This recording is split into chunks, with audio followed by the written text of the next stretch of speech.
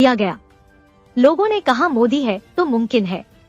8 लोग captain Navtej Singh Gill, captain Saurabh Vashisht, commander Purnendu Tiwari, captain Birendra Kumar Verma, commander Sugunakar Pakala, commander Sanjeev Gupta, commander Amit Nagpal और नाविक रागेश एक निजी कंपनी देहरा ग्लोबल के लिए काम कर रहे थे। वे कतरी अमीरी नौसेना बल में इतालवी U-212 स्टील्थ पनडुब्बियों को शामिल करने की देखरेख कर रहे थे। आगे विदेश मंत्रालय ने कहा कि भारत सरकार कतर में हिरासत में लिए गए देहरा ग्लोबल कंपनी के लिए काम करने वाले 8 भारतीय नागरिकों की रिहाई का स्वागत करती है। उनमें से 8 में से 7 भारत लौट आए हैं। हम इन नागरिकों की रिहाई और घर वापसी को सक्षम करने के लिए कतर राज्य के अमीर के फैसले की सराहना करते हैं।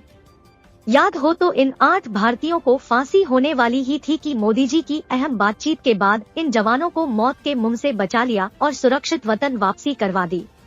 आप इसके बारे में क्या सोचते हैं? कमेंट करें। एक तरफ सैनिकों का सम्मान तो अगली खबर सेना के शहीद जवान के अपमान से जुड़ी है। शहीद की दूसरी पुण्यतिथि के समारोह में प्रशासन की गई अनदेखी से भूतपूर्व सैनिक नाखुश। खबर हमीरपुर से आ रही है। सैनिकों के लिए कहा जाता है कि आओ झुककर करे सलाम उन्हें जिनके हिस्से में यह मुकाम आता है। कितने खुश नसीब है वह जिनका खून वतन के काम आता है। इस प्रकार के देशभक्ति के स्लोगन जब भी शहीदों के लिए श्रद्धांजलि समारोह किए जाते हैं, उन पर बोले जाते हैं, लेकिन बहुत ही जल्दी इन स्लोगनों व शहीदों को भुला दिया जाता है। इसका जीता जागता उदाहरण 9 फरवरी को घुमारवी के सेऊ गांव में शहीद राइफलमैन अंकेश भारद्वाज की दूसरी पुण्यतिथि के समारोह में देखने को मिला, जहां प्रशासन व पुलिस का कोई भी प्रतिनिधि पुष्पांजलि देने के लिए नहीं पहुंचा। यह बात संयुक्त मोर्चा ऑफ एक्स सर्विसमैन के प्रदेश अध्यक्ष सेवानिवृत्त कैप्टन जगदीश वर्मा, कैप्टन बालक राम शर्मा, कैप्टन संजय कुमार, सूबेदार मेजर नानक चंद, नायब सूबेदार रामानंद तथा अन्य एक संयुक्त प्रेस बयान में कही।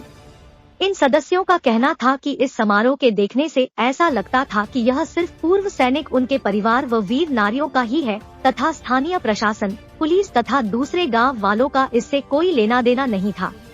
राइफलमैन अंकेश भारद्वाज ने अपने परिवार या पूर्व सैनिकों के लिए ही अपने जीवन का बलिदान 22 वर्ष की उम्र में नहीं दिया था, बल्कि उसने कुर्बानी पूरे देश के लिए दी है।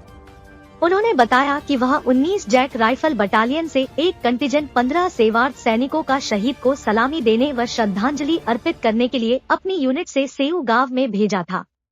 इस यूनिट के कमान अधिकारी का वे संगठन की तरफ से धन्यवाद का पत्र लिखकर करेंगे। अगली खबर सेना के 2 अधिकारियों के बीच चल रहे विवाद से जुड़ी है। यूपी के कानपुर में भारतीय वायु सेना से रिटायर महिला ने लेफ्टिनेंट कर्नल पति पर दर्ज कराया केस। घर में फर्जी दस्तावेज के साथ मिली महिला मित्र। यूपी के कानपुर से एक चौंकाने वाली घटना प्रकाश में आई है। एयरफोर्स से रिटायर महिला कर्मचारी ने अपने लेफ्टिनेंट कर्नल पति और उनकी महिला मित्र के खिलाफ धमकाने की FIR दर्ज कराई है। रिटायर एयरफोर्स महिला अधिकारी का आरोप है कि पति की महिला मित्र फर्जी दस्तावेज तैयार कर उनके स्थान पर सेना के प्रतिबंधित क्षेत्र में रहकर सरकारी सुविधाओं का लाभ उठा रही है। विरोध करने पर उन्हें जान से मारने की धमकी दी गई। पीड़िता की शिकायत पर पुलिस ने FIR दर्ज की है। आज की अंतिम खबर बड़ी बड़ी हस्तियों को दिए जा रहे भारत रत्न से जुड़ी है, लेकिन फील्ड मार्शल सैम मानेकशॉ को भारत रत्न क्यों नहीं दिया जा रहा है?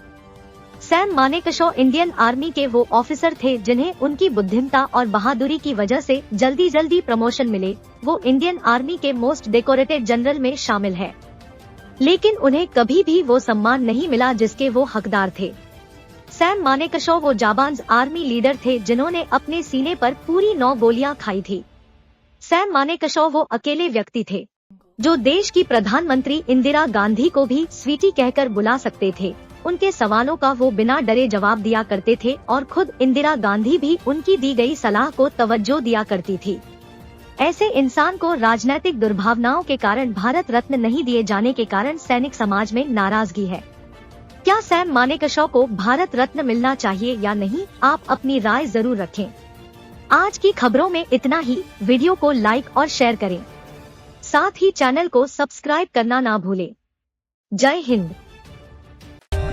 For more updates, subscribe to our channel and enjoy watching the videos.